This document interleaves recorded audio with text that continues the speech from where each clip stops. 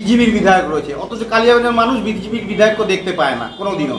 তো আপনারা কেন আন্দোলন করছেন না বিজেপির বিধায়কের এগেনস্টে? না না, আমরা করব।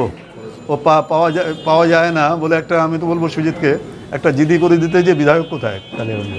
বিধায়ক হওয়ার পরে তো আর বিজেপি আর টিএমএ বিধায়ক কোথায়, আমরাও তো দেখছি না অনেকদিন ধরে বিজেপি বিধায়ক।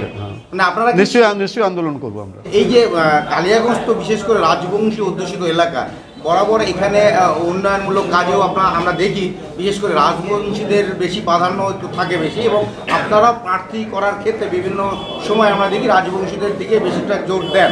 তো এবার সেক্ষেত্রে রাজবংশী ক্যান্ডিডেট টাউন থেকে উঠে আসবে না শহর থেকে? এটা দল ছাড়া কেউ বলতে পারবে না, এটা তো দলের সিদ্ধান্ত, এটা আমরা থোড়ি বলতে পারবো।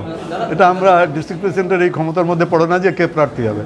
আপনাদের চ্যালেঞ্জ সাকসেস হবে। আমি সবচেয়ে আগে বলেছি যে এখানে যারা আছেন সবচেয়ে আগে শপথ গ্রহণ করুন যে আমাদেরকে কালিয়াগঞ্জ বিধানসভা নির্বাচন জিততেই হবে। খালি এই শপথটা করে নিলে আমরা যদি আমাদের থিঙ্কিংটাকে যদি এইদিকে নিয়ে যেতে পারি, যে আমরা চিন্তা যদি ঠিক করে নিই আমরা জিতবো, তাহলে আমরা জিতবো। যে এই যে বিধানসভা নির্বাচনের আগে অভিষেক বন্দ্যোপাধ্যায় একটা সিদ্ধান্ত থেকে যা মানে শুনতে পাচ্ছি খানা ঘুষা, কালিয়াগঞ্জের নাম উঠে আসে, কতটা সত্যি কতটা মিথ্যা আপনি বলেন? দেখুন, আমি এখানে সত্যি মিথ্যা কোনোটাই বলতে পারবো না যতক্ষণ পর্যন্ত আমি জেনুইনলি ইনফরমেশনটা না পাচ্ছি। আমি জেলা সভাপতি হিসাবে যদি জেনুইনলি আমাকে যদি ইনফর্ম করে, তাহলে আমি বলতে পারবো সেটা সত্যি।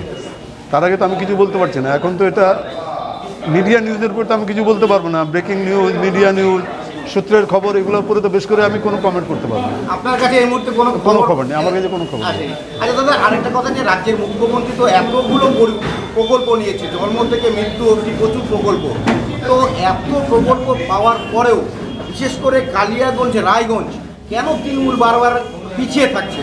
এই কারণটা আপনারা অনুসন্ধান করে কি পাচ্ছেন? এই কারণটা পেয়েছি, ডিজিটালি আমরা একটু পিছিয়ে আছি রায়গঞ্জ কালিয়াগঞ্জে।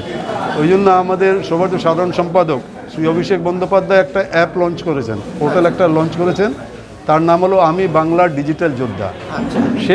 সেখানে অনেকে রেজিস্ট্রেশন করিয়েছেন, কালিয়াগঞ্জেরও অনেকেই আছে।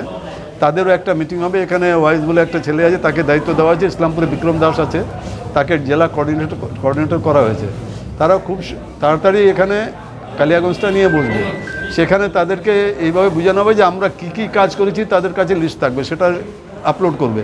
যে কালিয়াগঞ্জের জন্য মমতা বন্দ্যোপাধ্যায় 2011 ক্ষমতায় আসার পরে কি কি কাজ করেছেন, এখনও মানুষ এই ব্যাপারে কিন্তু ওয়াকিবল না। আমরা বলছি এটা আমরা লক্ষ্মীর ভাণ্ডার দিচ্ছি, আমরা স্বাস্থ্যসাথী দিচ্ছি, রূপশ্রী দিচ্ছি, আমরা বলছি, কিন্তু একদম ডকুমেন্ট তথ্য দিয়ে ওনারা ওইভাবে ওনাদেরকে বলা হবে যে আপনারা বাড়ি বাড়ি গিয়ে এগুলো সব বুঝাবেন। যেভাবে বিজেপির একটা টিম আছে, একটা সোশ্যাল মিডিয়ার একটা আইটির একটা টিম আছে, সেইভাবে এখানে 10,000 অলরেডি রেজিস্ট্রেশন হয়ে গেছে। আমি বাংলার ডিজিটাল যোদ্ধা বলে 10,000 ইয়াং ছেলে, তাদেরকে ভলান্টারিলি রেজিস্ট্রেশন তারা করিয়েছেন। তারপরেও যদি কেউ আরও করতে চান যে আমরাও ডিজিটাল যোদ্ধা হিসাবে কাজ করব, তারাও সেটাতে ইনক্লুড হতে পারে। তো খুব এই সপ্তাহের মধ্যে ওনাদের সব প্রত্যেক ওয়াইজ, কাল 31 তারিখে চোপড়া থেকে শুরু হবে, প্রত্যেক ব্লকে অ্যাসেম্বলি ওয়াইজ মিটিংগুলো হবে। মিটিংগুলো করার পরে আমরা ডিজিটালি যখনই স্ট্রং হয়ে যাব, তখনই আমরা কিন্তু বিজেপিকে হারাতে পারবো। কেন, কালিয়াগঞ্জ বাই ইলেকশন আমরা জিতেছি। এখন আজকে টাউনের নতুনভাবে দায়িত্ব দেওয়া হয়েছে সুজিত সরকারকে। উনি নিজের মতো করে সবার সঙ্গে আলোচনা করে একটা টাউন কমিটি সাজিয়েছেন। আমি বলেছি এরপরে 5 তারিখের পরে এটা এই যারা যারা নতুনভাবে দায়িত্ব পেয়েছেন তাদেরকে নিয়ে বসবো, আমিও সেখানে উপস্থিত হব। বাই দিস টাইম 4 তারিখ থেকে এসআইআরটা শুরু হচ্ছে। এসআইআরে যারা বিএলও যারা আছেন, তাদের সঙ্গে আমাদের বিএলএ 2 যারা আছেন, তারা সবাই বাড়ি বাড়ি যাবেন। আমাদের চেষ্টা হবে যেন যে কোনো একটাও জেনুইন লোকে ভোটের নাম যেন বাদ না যায়। এটা একটা পরিকল্পনা করছে যে ভোটার লিস্টে ভোটারদের নাম বাদ দেওয়া, সেটা যেন সফল হতে না পারে। আমাদের মুখ্যমন্ত্রী, আমাদের সভাপতি সাধারণ সম্পাদক অভিষেক বন্দ্যোপাধ্যায় বলেছেন যে একটা লোকেরও যেন জেনুইন একটা লোক, প্রকৃত একটা ভোটারের যেন নামটা বাদ না যায়। সেই হিসাবে আমাদের বিএলএ 2রাও বিএলওকে অ্যাকম্পানি করবে, বাড়ি বাড়ি যাবে। যদি 2002-এ ভোটার লিস্টে নাম থাকে, ভোটার ও নিজের নাম থাকে বা তার বাবা মার মধ্যে যে আইদার যে কোনো একটা যদি নাম থাকে, তাহলে তো তাকে কোনো ডকুমেন্ট দিতে হচ্ছে না।